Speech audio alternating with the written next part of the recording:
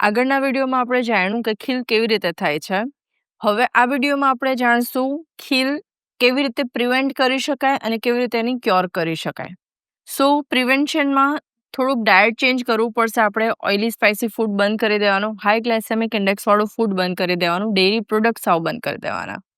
Stress management કરશું એના માટે તમે યોગા છે, મેડિટેશન છે, કાંઈ બી કરી શકો.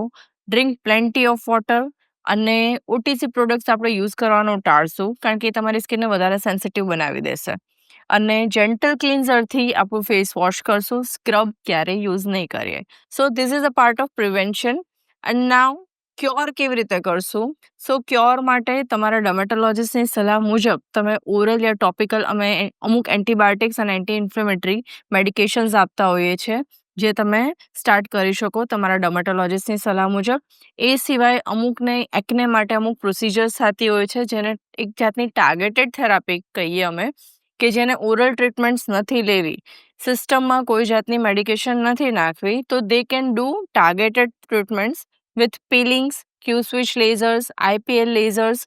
અમુક સ્કાર્સ જે સ્ટબન સ્કાર્સ રહી ગયા છે ખીલના લીધે એના માટે બી અમુક થેરાપીઝ હોય, fractional CO2 lasers, MNRF lasers. So there are lot many procedures available. So તમે તમારા પ્રોપર ડર્મેટોલોજિસ્ટને ચૂઝ કરી અને એકને માટેની સારવાર આજથી જ ચાલુ કરો.